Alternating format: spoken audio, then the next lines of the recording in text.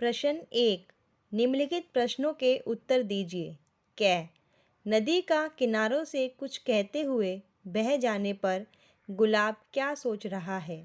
इससे संबंधित पंक्तियों को लिखिए।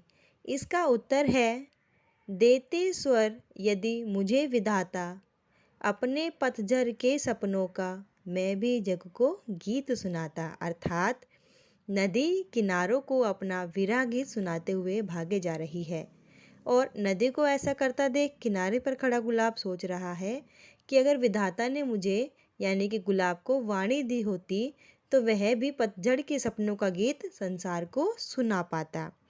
ख है, जब शुक गाता है तो शुकी के हृदय पर क्या प्रभाव पड़ता है?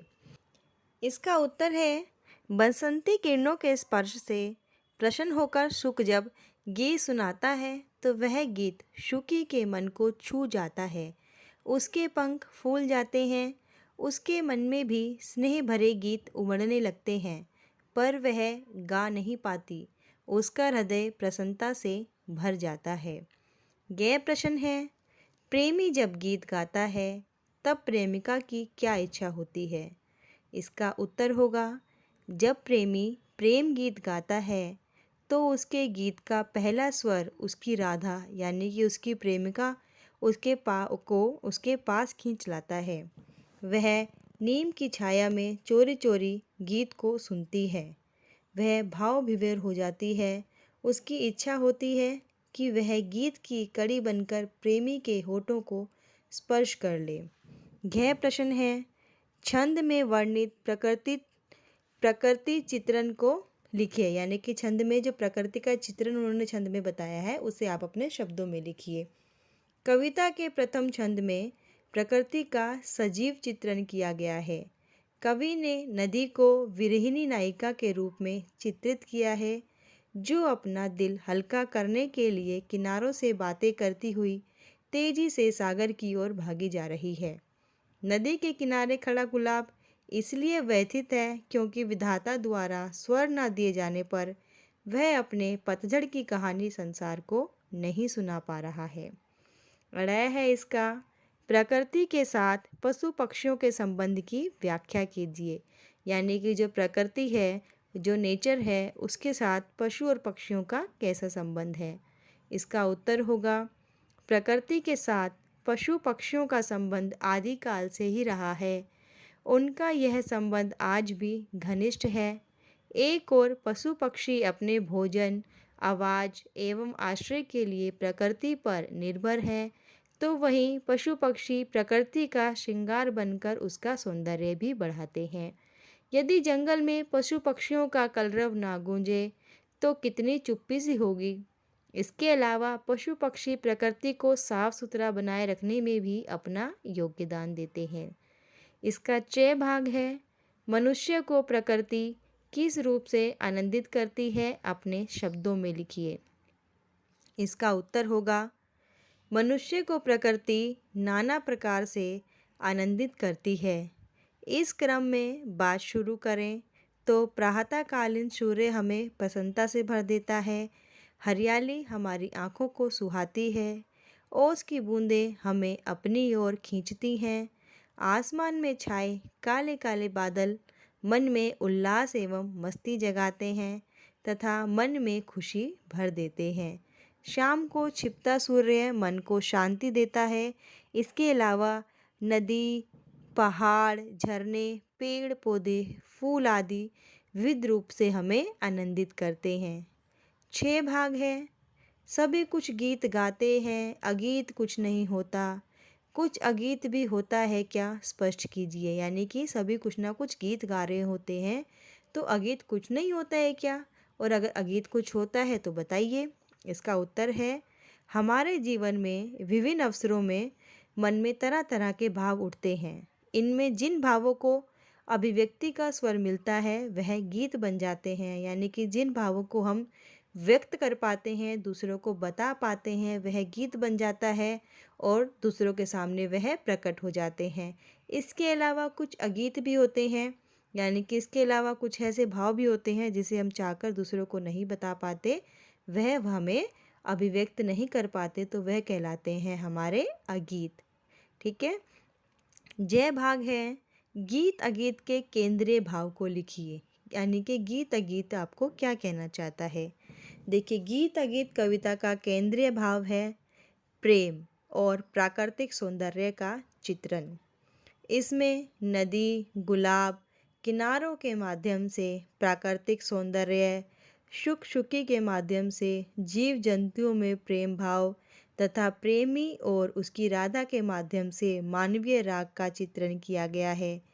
कविता में प्रेम के मुखरित और मौन दोनों अभिव्यक्ति को सुंदर तरीके से बताया गया है। क्योंकि गीत की गुण सुनने में अच्छी लगती है, पर अगीत की अनुभूति भी उतनी ही अच्छी लगती है। प्रश्न 2, संदर्भ सहित व्याख्या कीजिए। मैं अपने पतझर के सपनों का मैं भी जग को गीत सुनाता।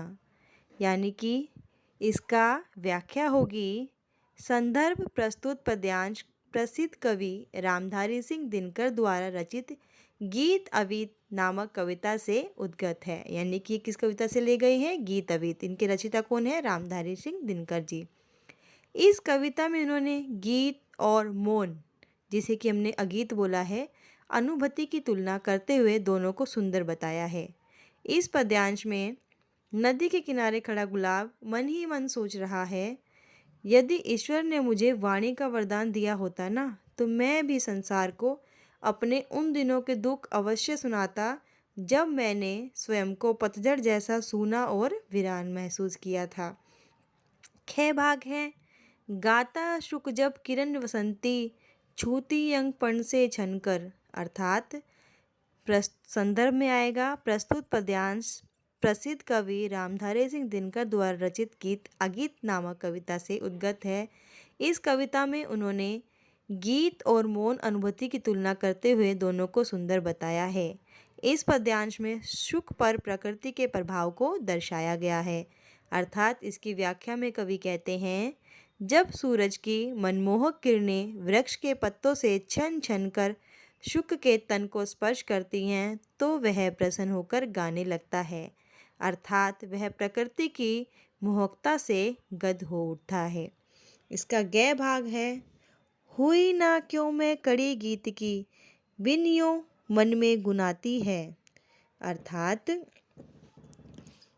संदर्भ में है इसका, प्रस्तुत पद्यांश प्रसिद्ध कवि रामधारी सिंह दिनकर द्वारा रचित गीत अगीत नामक कविता से उद्गत है। इस कविता में इन्होंने गीत और मौन की अनुभूति की तुलना करते हुए, मौन अर्थात अगीत की तुलना करते हुए दोनों को सुंदर बताया है। प्रेमी के प्रेम भरे गीत को सुनकर उसकी प्रेमिका मुग्ध हो जाती है। इसकी व्याख्या है, मुग्ध प्रेमिका मन ही मन यह सोचती है कि हे विधाता, काश मैं भी इस आनंदमय गीत की एक पंक्ति बनकर इसमें लीन हो जाती, मैं प्रेमी के प्रेम भरे भावों में खो जाती। प्रश्न 3 है, निम्नलिखित उदाहरण से वाक्य विचलन को समझने का प्रयास कीजिए। इसी आधार पर प्रचलित वाक्य विन्यास लिखिए।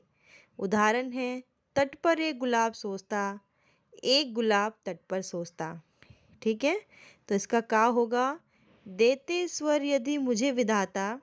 इसका उत्तर होगा, यदि विधाता मुझे स्वर देते। ठीक है। ख है इसका, बैठा शुक उस घनी डाल पर। इसका उत्तर होगा, शुक उस घनी डाल पर बैठा है। ग है हमारा, गूंज रहा शुक का स्वर वन में। उत्तर होगा, शुक का स्वर वन में गूंज रहा है। घ है हमारा, क्यों ना हुई ना क्यों मैं कड़ी गीत की। मैं गीत की कड़ी क्यों ना हुई। इसका उत्तर होगा, मैं कड़ी गीत की क्यों ना हुई। अड़ा है हमारा, शुकी बैठ अंडे है सेती। इसका उत्तर होगा, शुकी बैठकर अंडे सेती है। अगली क्लास में हम करेंगे इसके अन्य पाठ्येतर हल प्रश्न। इसलिए आपको अगली क्लास के लिए चैनल को जल्दी से सब्सक्राइब करना है, वीडियो को लाइक करना है और अपने फ्रेंड्स के साथ शेयर करना है। तब तक के लिए चैनल को क्या करना है, आपको लाइक कीजिए, शेयर कीजिए, सब्सक्राइब कीजिए।